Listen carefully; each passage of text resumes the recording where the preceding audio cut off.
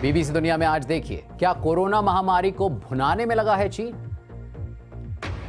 Corona काल में चीन के आक्रामक तेवर, हांगकांग में सख्ती, साउथ चाइना सी में बढ़त बनाने की कोशिश, भारत समेत कई पड़ोसियों से नए विवाद की शुरुआत। क्या महामारी के बीच चीन साध रहा है राष्ट्रीय हित? स्वागत है आपका बीबीसी दुनिया में। मैं हूं विदित मेहरा। महामारी के बीच चीन की कवायद की कवर स्टोरी में बताएंगे वजह, लेकिन पहले हेडलाइंस। भारत में बीते 24 घंटे में कोरोना संक्रमण के 9,987 नए मामले, कुल संक्रमितों की संख्या हुई 2,66,598।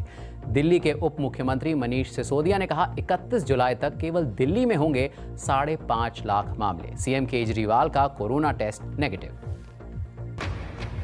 दुनिया में कोरोना संक्रमण के मामले 71,50,000 के पार। हार्वर्ड यूनिवर्सिटी का दावा, चीन के वुहान में दिसंबर नहीं बल्कि अगस्त में ही शुरू हो गया था कोरोना संक्रमण। चीन ने किया इनकार। अमेरिका में आज होना है अफ्रीकी युवक जॉर्ज फ्लॉयड का अंतिम संस्कार। डेमोक्रेटिक पार्टी के राष्ट्रपति उम्मीदवार जो बाइडेन ने उनके परिवार के सदस्यों से मिलने के बाद कहा, जॉर्ज फ्लॉयड बदल देंगे दुनिया। उत्तर कोरिया ने दक्षिण कोरिया के साथ बातचीत के सभी रास्ते बंद करने का किया ऐलान। दक्षिण कोरिया को अपना दुश्मन बताते हुए उत्तर कोरिया ने कहा, इस दिशा में ये उसकी पहली कार्रवाई। आईसीसी ने टेस्ट मैच में कोरोना के लक्षण वाले खिलाड़ी के रिप्लेसमेंट की दी इजाजत। बॉल पर लार लगाने पर भी अंतरिम प्रतिबंध। T20 और एक दिवसीय मैचों में नहीं लागू होंगे ये नियम। इनमें से कुछ अहम खबरों की चर्चा आज बीबीसी दुनिया में।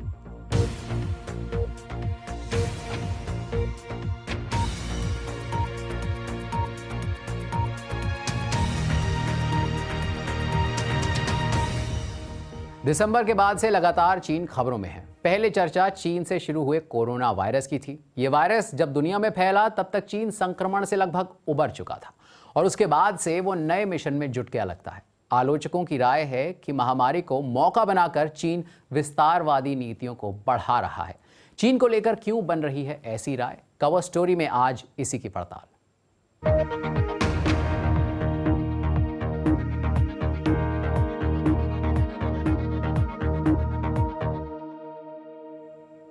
दुनिया के अधिकतर देशों को कोविड-19 ने बैकफुट पर ला दिया है। वो स्वास्थ्य, सामाजिक और आर्थिक मोर्चे पर दिक्कतों का सामना कर रहे हैं। उस समय चीन ने हांगकांग से लेकर साउथ चाइना सी तक अपने राष्ट्रीय हितों को साधना शुरू कर दिया है। पहले देखिए बीबीसी संवाददाता पॉल एडम्स की ये रिपोर्ट। आपको ये तस्वीरें याद हैं? ये किसी पुराने दौर की बात लगती है जब कोविड-19 सिर्फ चीन की समस्या थी, मगर अब चीन वापसी कर चुका है और लगता यह है कि वैश्विक संकट के इस दौर में वो कोई मौका गंवाना नहीं चाहता, जैसे कि हांगकांग में।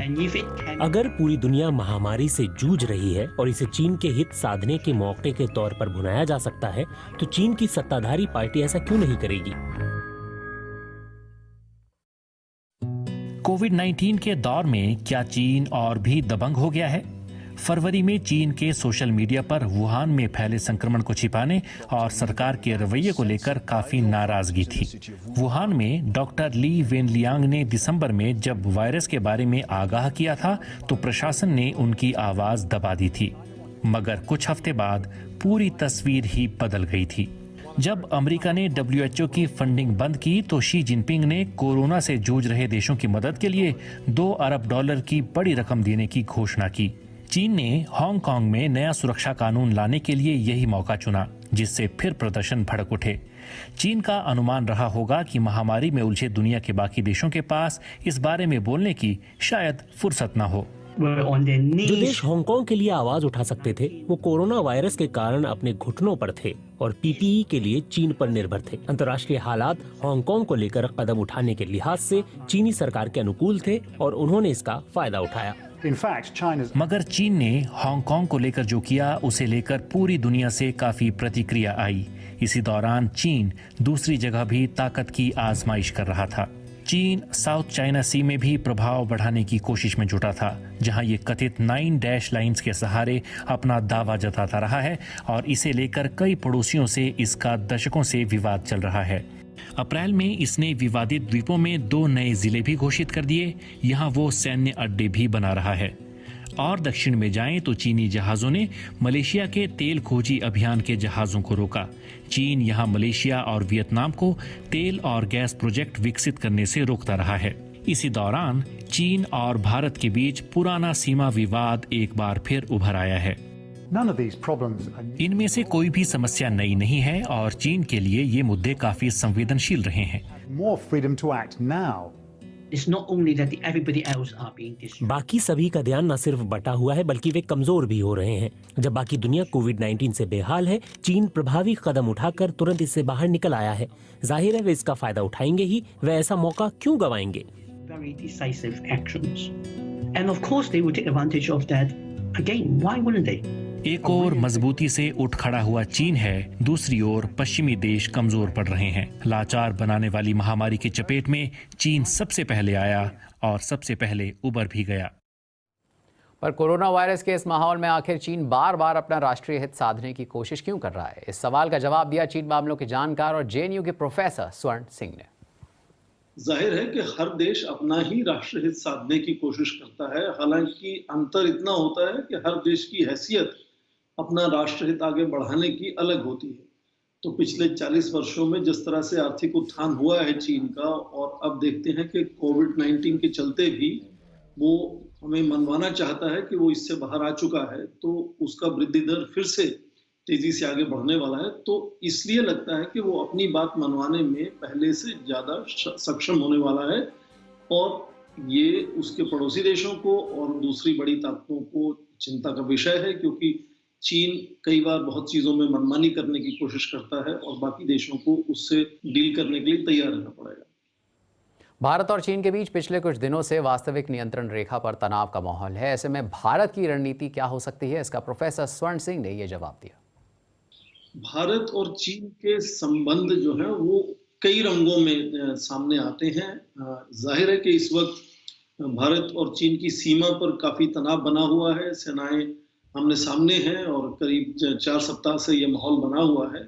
पर आप देखें, साथ ही साथ अलग अलग स्तर पर बातचीत भी हो रही है। वो चाहे खुलेआम मीडिया के जरिए से हो, या फिर वो विदेश मंत्रालय से हो, या आर्मी के जनरल्स की आपस में बातचीत हो, अलग अलग स्तर पर बातचीत भी चल रही है। और उसके अलावा दूसरे कई ऐसे आपस में संबंध हैं, जैसे वो आर्थिक हो या राजनीतिक हो या सामाजिक हो, और कई तरह की आदान प्रदान चल रहा है। भारत की जो दवाइयां अब 60 देशों में जा रही हैं, उनमें रॉ मटेरियल जो है वो चीन से आता है। और बहुत तरह की आप देखें कि आपस में हिस्सेदारी भी चल रही है और तनाव भी साथ साथ चल रहा है। तो भारत को इन सब चीजों को अच्छे से कैलिब्रेट करना पड़ेगा, ताकि उसका जो कुल नतीजा है वो भारत के हित में हो और उसका नुकसान भारत को बहुत ज्यादा ना हो। तो इसीलिए मुझे लगता है कि भारत संयम के साथ चीन के साथ बातचीत कर रहा है, और सेना की ओर से भी पूरी तैयारी है।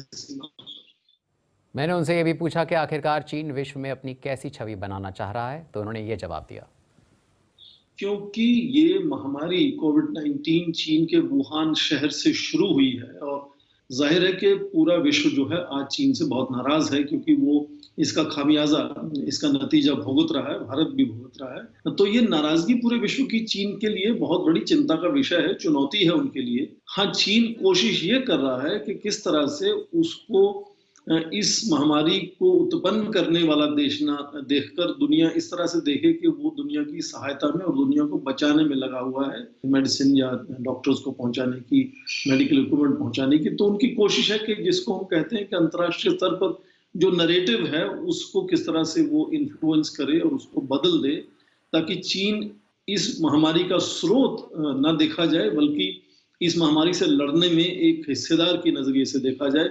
पर ये चीन के लिए जाहिर है कि बहुत बड़ी चुनौती है उनकी विदेश नीति के लिए, कि विश्व जितना उनसे नाराज इस वक्त है और उसका जो उस पर प्रभाव पड़ सकता है चीन पर के ऊपर आर्थिक स्तर पर और दूसरी कई तरह से, उसको किस तरह से कम किया जाए और विश्व को किस तरह से वो कोशिश करे कि अपने साथ मिला ले।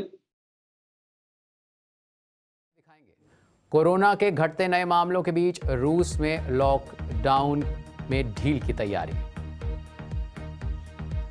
और पाकिस्तान में फसलों को तबाह करने वाली टिड्डियों से कैसे की जा रही है कमाई। तो आगे मिलते हैं बीबीसी दुनिया में एक ब्रेक के बाद।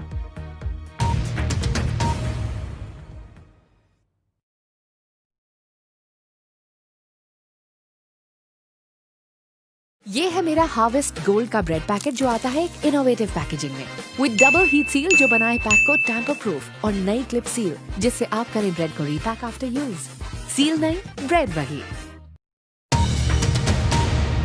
आप देख रहे हैं बीबीसी दुनिया, मैं हूं विदित मेहरा। कोविड-19 से जूझती दुनिया वापस अपने ढर्रे पर लौटने की कोशिश कर रही है।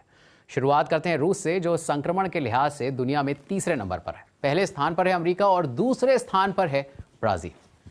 लेकिन करीब 2.5 महीने के लॉकडाउन और लगातार कम होते नए मामलों के बाद रूस ने लॉकडाउन में ढील देना शुरू कर दिया है। रूस में कोरोना के करीब 5 लाख मामले हैं और 6,133 लोगों की मौत हो चुकी है। राजधानी मॉस्को देश में कोरोना संक्रमण का एपिसेंटर है, जहां करीब 1,97,000 से ज्यादा मामले सामने आए हैं। ये संख्या देश के कुल संक्रमित लोगों की तादाद के करीब आधी है। रूस में ढील 3 स्तर पर दी गई है। पहला, लोग आराम से चहलकदमी कर सकते हैं, कुछ व्यवसायों को खोलने की अनुमति है। दूसरा, 16 जून से कैफे और आउटडोर रेस्तरां खोले जा सकेंगे और तीसरा, 23 जून से जिम और स्विमिंग पूल भी खोले जाएंगे। इस बीच WHO ने चेताया है कि कोरोना महामारी दुनिया भर में खतरनाक रूप अख्तियार कर रही है। हालांकि यूरोप में कुछ अच्छे संकेत भी सामने आ रहे हैं। पूरी दुनिया में कोविड-19 संक्रमण के मामले 71,51,000 के पार हैं, तो वहीं इस बीमारी से अब तक 4,04,145 लोग अपनी जान गंवा चुके हैं। विश्व स्वास्थ्य संगठन के मुताबिक पिछले 10 दिनों में 9 दिन ऐसे हैं जब तकरीबन 1 लाख नए मामले हर दिन सामने आए हैं। आइए सुनते हैं क्या कहा WHO प्रमुख ने। More than 6 months into this pandemic, इस बीमारी से लड़ते हुए हमें 6 महीने हो गए हैं। ये समय किसी भी देश के लिए आराम से बैठने का नहीं है, बल्कि विज्ञान, समाधान और एकजुट होकर काम करने का है। is the time for countries to continue to work hard. Corona महामारी ने अमेरिकी अर्थव्यवस्था पर गहरी चोट की है। देश में आधिकारिक तौर पर मंदी घोषित कर दी गई है। National bureau of economic research ने मंदी का ऐलान अर्थव्यवस्था में आई सुस्ती के बाद किया है। इस साल की पहली तिमाही में देश की अर्थव्यवस्था 5% घटी है और बेरोजगारी दर 13.3% तक पहुंच गई है, जो कि 1929 की वैश्विक मंदी के बाद सबसे ज्यादा है। और अब बात पाकिस्तान की, जहां टिड्डियों का हमला फसलों के लिए समस्या बना, तो खाद्य विभाग ने इसका एक अनूठा समाधान ढूंढ निकाला। पंजाब के ओकाड़ा जिले में अधिकारियों ने स्थानीय लोगों से कहा कि वो टिड्डियों को पकड़ें और विभाग को बेचें। इस ऑफर के बाद किसानों ने कई टन टिड्डियां पकड़ी। पूरे अभियान पर बीबीसी उर्दू संवाददाता उमर दराज नांगियाना की ये रिपोर्ट।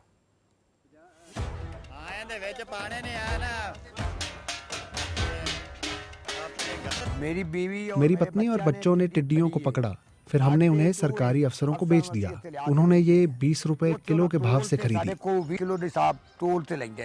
पाकिस्तान के ओकाड़ा जिले में 3 महीने पहले टिड्डी दल का हमला हुआ था। यहाँ के अधिकतर किसानों का इनसे पहले कभी वास्ता नहीं पड़ा।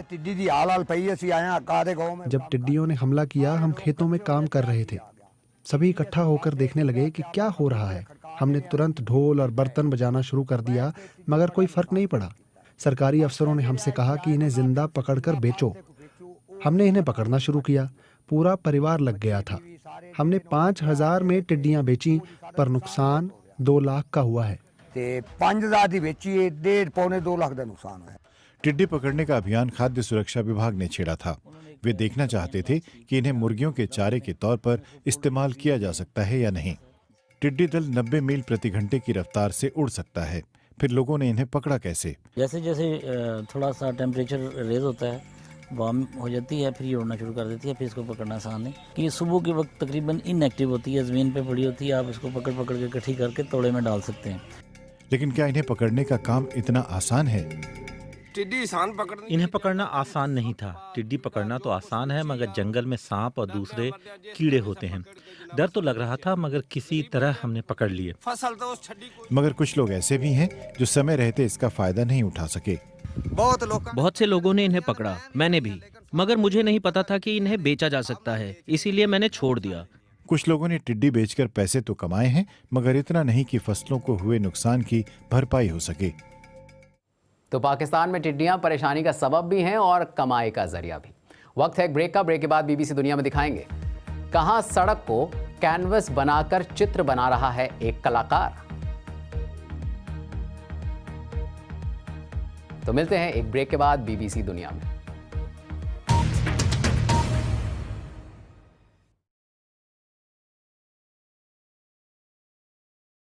ये है मेरा हार्वेस्ट गोल्ड का ब्रेड पैकेट जो आता है एक इनोवेटिव पैकेजिंग में विद डबल हीट सील जो बनाए पैक को टैम्पर प्रूफ और नई क्लिप सील जिससे आप करें ब्रेड को रीपैक आफ्टर यूज।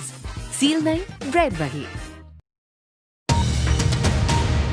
स्वागत है आपका फिर से बीबीसी दुनिया में। मैं हूं उदित मेहरा और अब एक ऐसे कलाकार की बात जो दिल की सुनता है और सड़क को कैनवस बनाकर तस्वीरें बनाता है। ये है अमेरिकी चित्रकार डेविड जिन।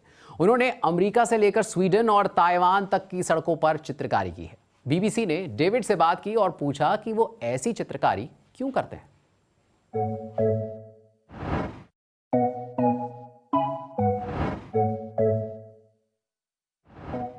अहम सवाल ये नहीं है कि मैंने चित्रकारी कब शुरू की, जरूरी यह है कि मैंने ये कब बंद किया, और ज्यादा जरूरी यह है कि मैंने ऐसा क्यों किया। मेरा ख्याल है कि मैं सड़क किनारे इसलिए ड्राइंग करने लगा क्योंकि मैं किसी और जगह कामयाबी के साथ ऐसा नहीं कर पा रहा था। डेविड सड़क पर जो भी देखते हैं उससे प्रेरणा लेते हुए चित्र बनाते हैं। सड़क पर जो चित्रकारी होती है, खासकर आप जहां से कदम रखते हुए गुजरते हैं, वो आपके आम जीवन का हिस्सा है। डेविड चित्र बनाने के लिए चौक का इस्तेमाल करते हैं, यानी ये चित्र बारिश के वक्त मिट जाते हैं। चित्रकारी का हुनर उन्होंने खुद से विकसित किया है और वो कहते हैं कि अगर आप क्रिएटिव हैं तो खुद पर भरोसा रखें। कभी खुद पर संदेह नहीं करना चाहिए। 5 साल से कम की उम्र तक हम सभी बेहतरीन कलाकार होते हैं। बाद में हम खुद पर संशय करना सीख जाते हैं। हालांकि लोगों के पास इस बात का भी अधिकार होना चाहिए कि वो अपनी पेंसिल को फेंक दें और फिर कभी तस्वीर ना बनाएं। वो अपनी क्रिएटिविटी मूर्ति बनाने, डांस करने, खाना पकाने या दूसरों को हंसाने में भी दिखा सकते हैं। ये सब भी अहम है और आपके दिल को सुकून देता है। वो मानते हैं कि कोरोना महामारी के दौरान कलाकारी की बड़ी अहमियत है। इससे लोगों को महामारी से लड़ने में मदद मिलती है। तो जहां डेविड जिन सड़कों पर अपनी कला से अद्भुत आकृतियां बना रहे हैं, वहीं पेरिस का चिड़ियाघर जब 3 महीने बंद रहने के बाद खुला तो सारे जानवरों ने माहौल में नया रंग भर दिया। लॉकडाउन के दौरान इस चिड़ियाघर में 62 नए जीवों ने जन्म लिया, जिसमें बबून, पेंगुइन और फ्लामिंगो शामिल हैं। लेमूर के जुड़वा बच्चों ने भी जन्म लिया। चिड़ियाघर को सोशल डिस्टेंसिंग के नियम के साथ खोला गया है।